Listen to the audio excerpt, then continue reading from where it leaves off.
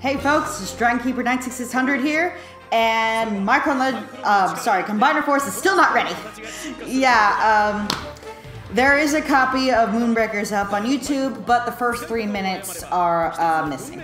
It's only 17 minutes long instead of like 20-something minutes long. And actually, Sean TF, 1967, the guy who uploaded the episode, has uploaded many other Combiner Force episodes, actually recommended that I see the entire episode instead of just starting after the 3-minute mark. So that's why I still haven't watched Combiner Force. What makes things even more awkward is that the next episode, Exiles, actually aired this morning. So I am now 2 episodes behind, which kind of bugs me, but it doesn't bug me like that much because I was way farther behind last summer. So at least, you know, we're in the same like season now. My schedule's kind of weird lately with, you know, the new school and all, but hopefully I'll be able to get both Moonbreakers and Exiles sometime this week. But I decided before that to go ahead and do the next episode of Micron Legend because I'm really excited about this episode since we get to meet Thrust, who is very dear to me. As in, if you asked me who the character I hated the most when I was like 13 and was first watching Armada, if you asked me which character I hated the most, I would have said Thrust, like without even thinking about it, because he has a lot of not admirable character traits, and he's kind of a wiener,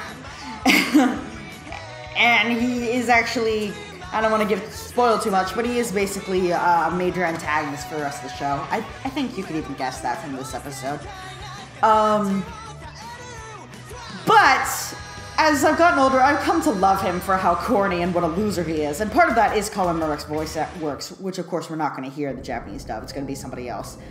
But I am curious to see what Japanese Thrust is like. Somebody a couple months ago on an earlier Micron Legend episode asked me like if Thrust's name was any different in Japanese, and I looked it up and I said no, Thrust is Thrust regardless of the language, unless he's named something else in some other country, but I wouldn't know about that.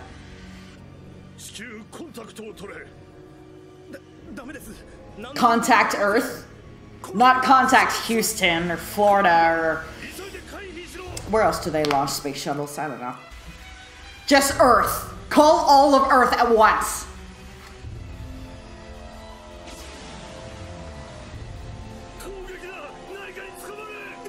I love the reaction of the guy's like, oh my god! Like, is that what your, like, space program training taught you? Just freak the fuck out in a crisis? At least we've mastered artificial gravity in the year 2013. No, we didn't.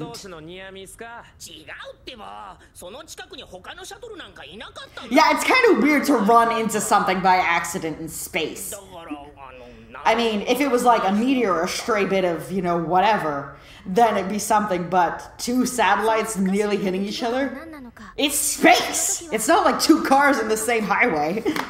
There's a lot of nothing that they could have gone into instead of almost hitting each other. That wasn't Thrust. You could see like the lines on the canvas where they painted it. It's so bizarre. The background. Digital zoom!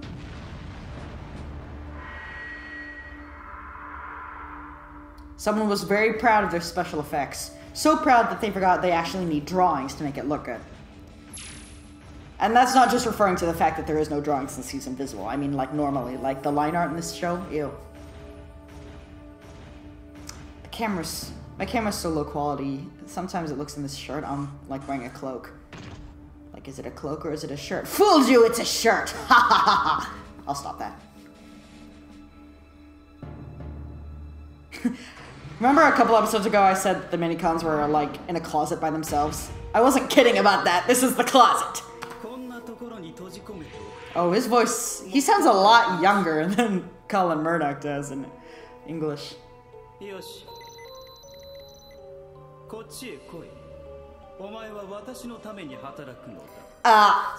I'm not interested. You gotta submit an applications and resume, and we need to have an interview, and alright, I guess I'll go too. Well, it's such a waste to keep all these Microns in this closet. I'm gonna take one and leave the rest of you in the closet. Bye! Zoom! It's kind of weird that animators take the time to draw in lens flare. Like, lens flare is an effect by the camera.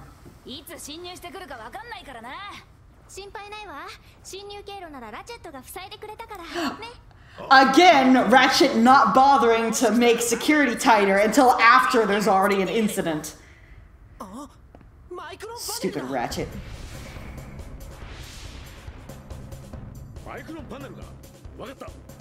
Maybe we should have been looking for it instead of just shooting at these guys. Of course, if we just looked at it instead of shot at them, they would have shot at us while we were looking for it, so I guess we had no choice. Stop making Sandstorm do things. He always fucks it up. And he just drops slowly down. If you expected him to fail, why'd you ask him to do it, dumbass? I'm very emotional about this, really.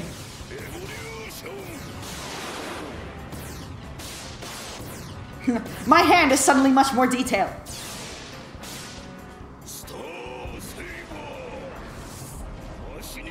What if someone went Star Saber and then they just punched you with the other hand? Because you're looking at the Star Saber because they shouted Star Saber. Okay, so Starscream's line in English is actually way different, and I like it better. He says something like, "Great, time to get shot at again. Why couldn't I have just been a normal bot working in a factory?" I think that's a good line. Like, instead of just, like, lamenting the different strategies being poor. Which maybe ties in more to the episode, but I like Starscream's, like... it kind of fits in, like, earlier with his lament to Ironhide. In episode 23, Ready for Rebellion, where he's just like, I wanted to be an accountant. Like, I don't want to be a soldier. This sucks.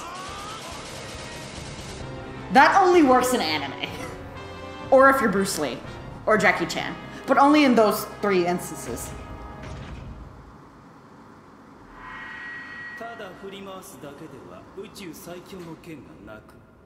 3 sets of tears, since it's 3 guys bound together. It's like, the sword is actually made of sentient beings, but you're still portraying the sentience wrong.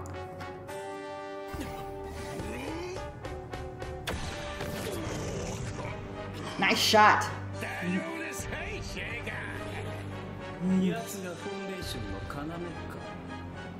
I could tell them what they're doing wrong, but I find standing here to be much more helpful.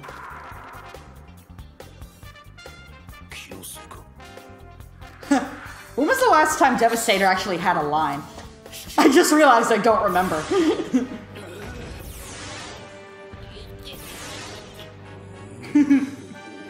Sandstorm stubbed his toe.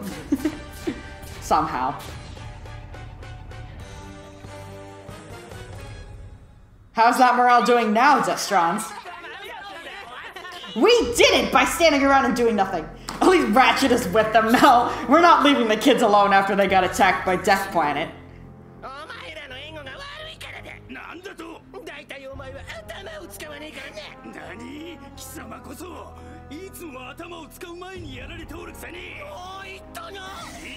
Dem's fighting words? Really, Subs? I love you right now. That's how you chose to translate that. What nonsense do you speak of? Yeah, seriously, none of those guys sound like me. I have a voice like silk for some reason. Oh, stop! Do you see that smile in Megatron? Has he ever smiled like at anyone like that before? That's what Frodo does when nobody's looking. And nobody can look when you've got the one ring. Mr. Frodo, I seem to have tripped again. Oh, Sam, that's really weird. It's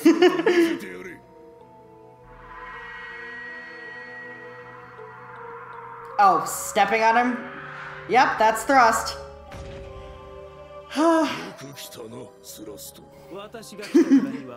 Out of context line, right there. You finally came, thrust.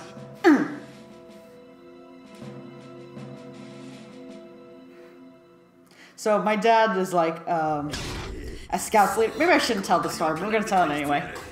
My dad is a Scouts leader, and one of his kids, I forget his name. Let's just call him like Dale or something. One time, this kid, he's really stupid and he's constantly doing shit. And one time he was telling my dad, like, I just learned how to jet ski. And then he starts doing this, like, check it out. This is like a 13-year-old kid. My dad's like, stop that.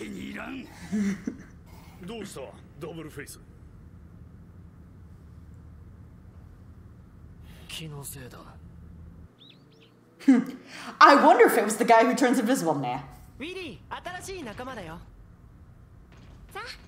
Aw, they hugged. They're so cute. Now that this guy is here, will we ever see him again?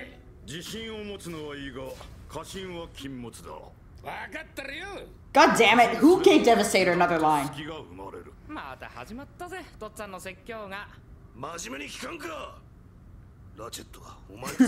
Devastator, stop having lines. I was just telling these kids that life is a constant spiral into failure and pain. That's not what you said. Maybe I was just thinking it.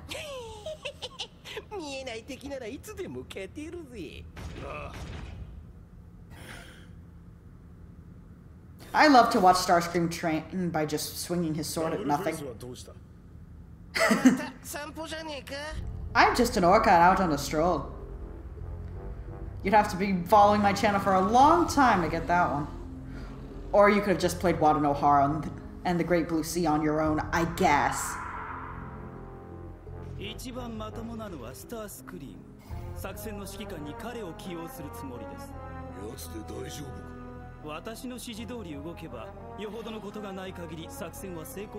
I got the strats, brah. I can tell you how to win, brah. You just gotta believe, man. Pedal! You own the finish line! So as you probably guessed from the title, Thrust is the Tactician. And he is going to put together the Destron's operations from now on. But you can't even hold it with your crappy star-shaped hands.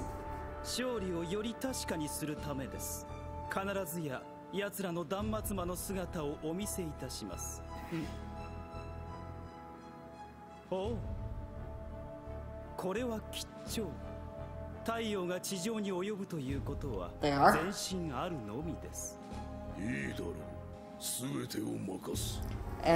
Kind of weird to see a superstitious Destron, but okay. You can't get anything from a reaction shot of me since I don't have a facial expression and I didn't have a line. Oh well. They actually do get expressive with Thrust sometimes, but only at like the tail end of the series when they actually start like making the animation look good. So whatever. Thrusto.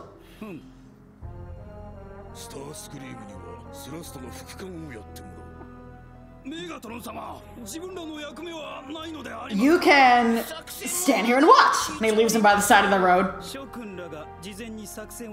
I think there is. You didn't know the plan. Just whatever. Just do whatever you want. Yes, and people, remember that.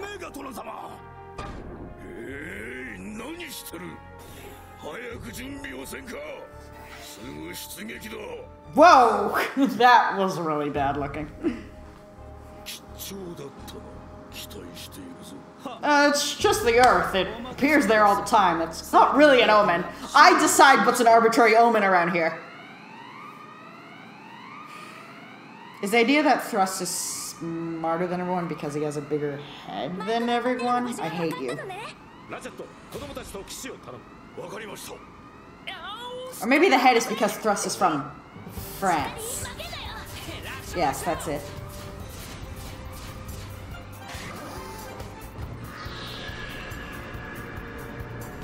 Yep, warping. Meanwhile, the Autobots have no strategy. It's just go in, grab the thing, hold up the shield. Whatever, we'll just wing it. It's better than having some conehead boss us around.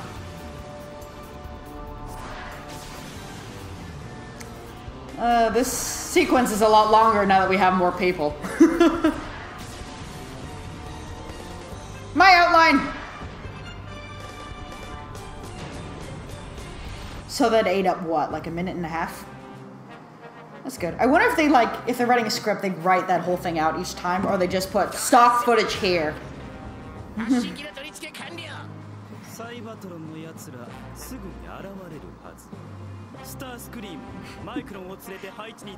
the Cybertrons don't arrive and Thrust doesn't give them the order to move since his plan requires the Cybertrons to be there, so everyone just stands around and does nothing forever. But it's so shiny. Ow. Speaking of shiny, did you see the way Thrust was polished in that shot? Never mind. No, it's not. You can all walk through. Need I remind you, you're the size of construction vehicles? Many of you are construction vehicles. 2 of you.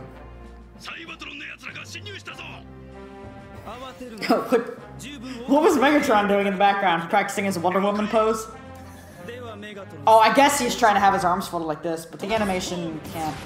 They just can't. No. By the way, if you're wondering who those 3 special minicons were that were with Thrust, that's interesting.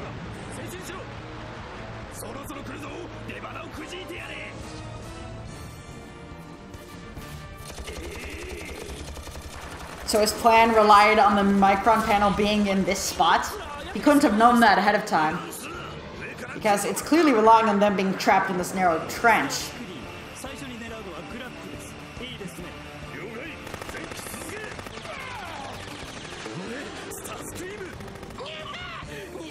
Oh, what's that lying on the ground in front of Cybertron? Oh, that's how they knew. There is no Micron panel. That the radio thing was given. Okay, okay. You win this round, Micron Legend. Plot hole averted. False alarm.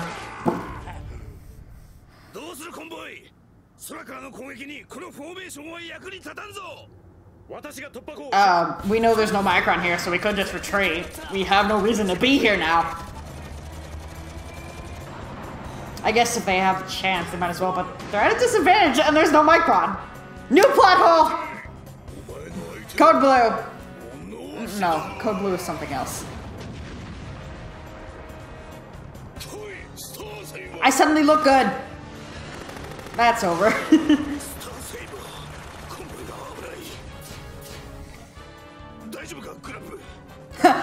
Convoy's in danger. Let me go help Grap. I don't want to be where the danger is. I know I'm Convoy's old friend, but eh.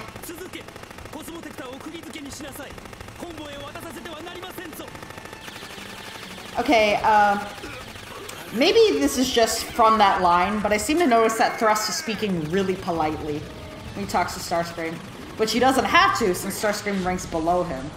This is kind of this thing sometimes in anime that they just have characters who use super formal language all the time.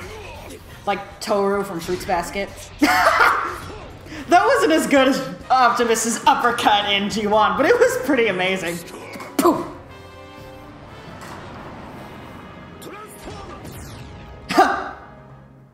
Wow.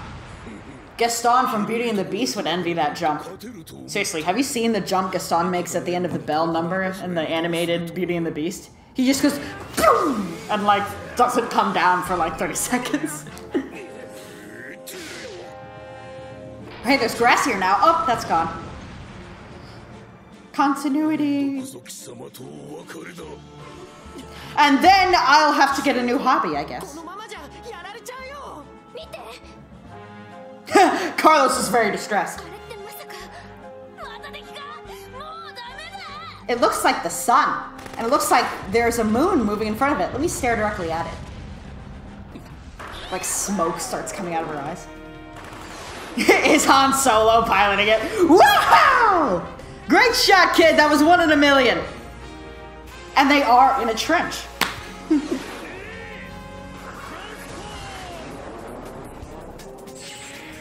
Yes, friends, it is I. Who are you?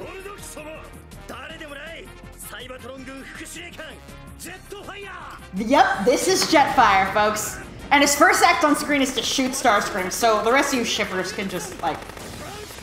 You're seeing something that's not there, okay? Stop shipping them.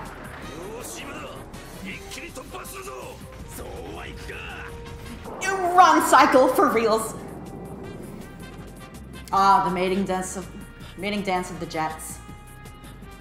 Should we do something or? Okay, when did Grap become Master Sniper? I kind of love it, but when? That shot was reused from a previous episode. It wasn't even like stock footage. There's no reason for that to be there. Except to cut corners. Stop playing. Stop playing around with the green gen. Get back down here. Same shot.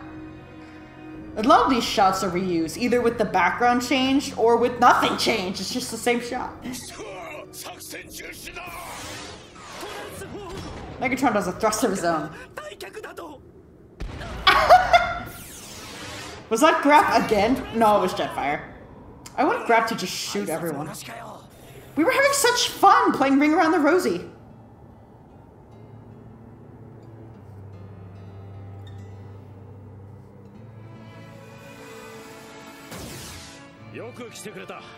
Seeing as I'm a space shuttle, I should probably be a lot bigger than you, but we'll just ignore that from now.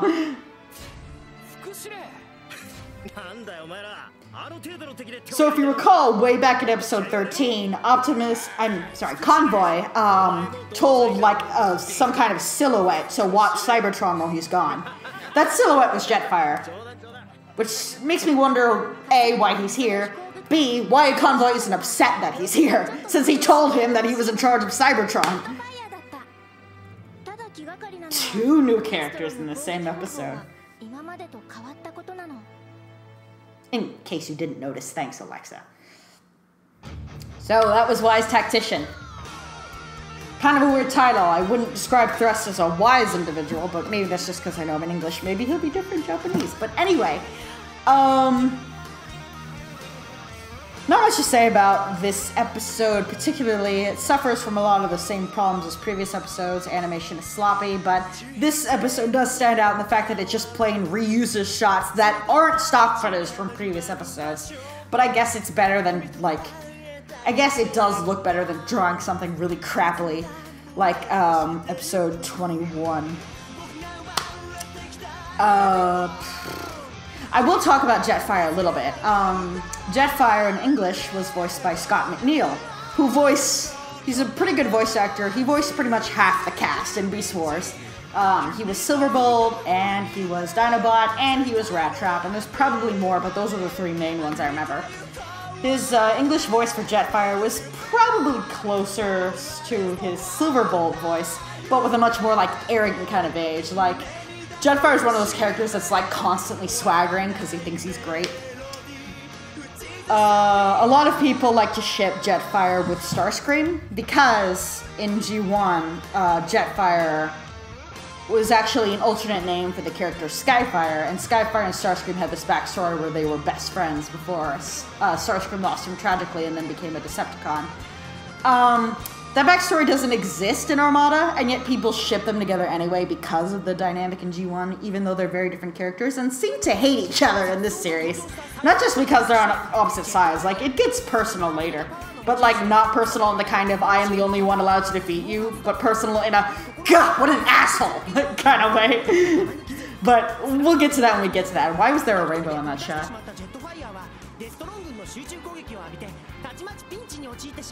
What was Optimus doing there? I didn't know he could transform into a torpedo. I thought it was just truck.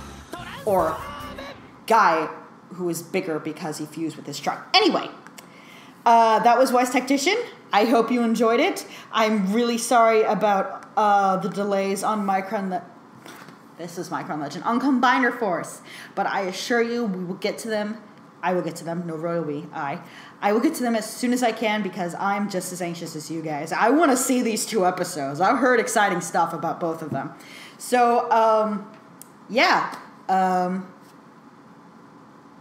Thrust is a stupid name for a character. Like, I haven't said that yet, but I feel like the video will be incomplete if I don't mention it. His head is penis-shaped and his name Thrust. And Thrust is like a hard name for Japanese people, so why couldn't you just name him like Dirge or something? I don't know. It doesn't matter. Dragon Keeper 96600 signing off. See you this week.